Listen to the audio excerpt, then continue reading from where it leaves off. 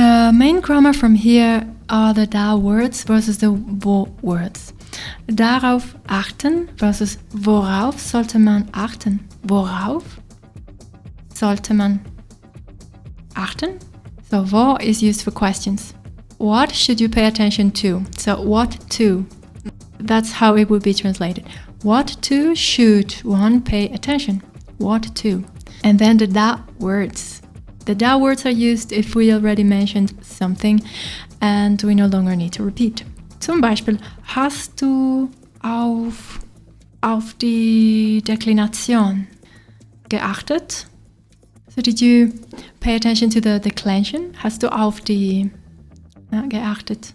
Worauf hast du geachtet? Worauf hast du denn geachtet?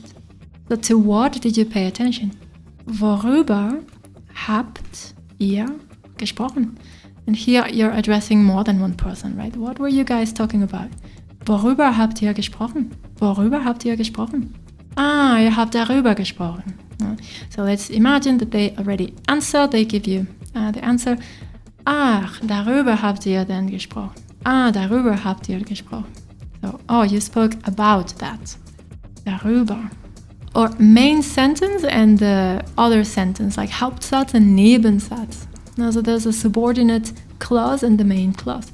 So sollte man darauf achten, dass, so if you're giving a bunch of new information here, extra information, must always pay attention that. And well, how to master these words? Again, see them in as many contexts as possible. And native content for children, that's always my main tip. I'm using the very same tip in Polish.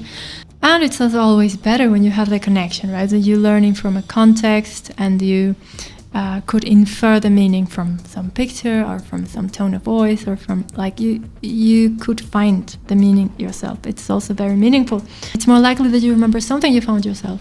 Another relevant point is easily confused words, just like aufpassen, aufpassen, auf.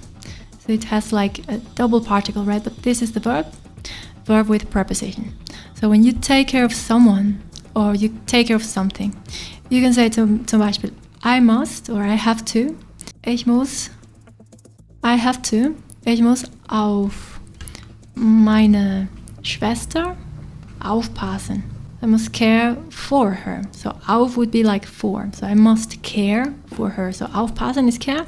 Auf for. So to care for. Ich muss auf sie aufpassen if you want to substitute with her. So I have to. Ich muss auf meine Schwester aufpassen. Ich muss auf meine Schwester aufpassen oder ich muss auf sie aufpassen. If we're talking about people, not things, the question would be auf wen?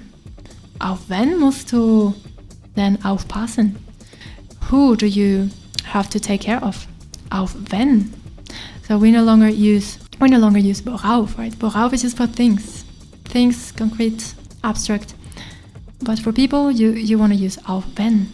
Achten auf is mostly used in forms like, you might also see it as pass auf die Autos auf. So watch out, now pay attention to.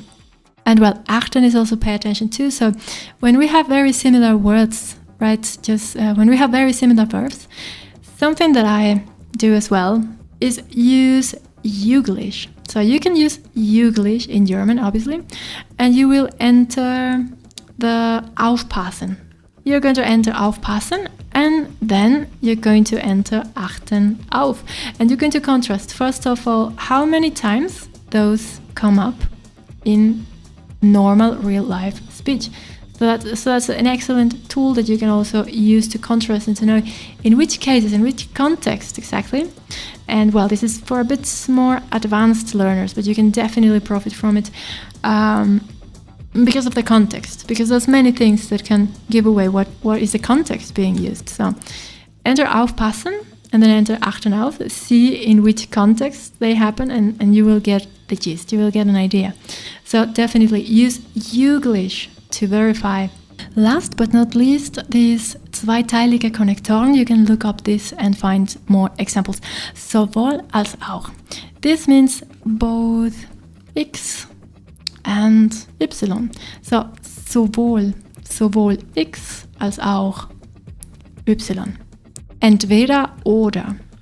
So, either or. This is the same meaning as in English, either or. Entweder X oder Y. Either or. Also this one, weder X noch Y is neither X nor Y, or not only X, but also. So nicht nur, literally not only X, but also. So those are the most common two-part connectors in German.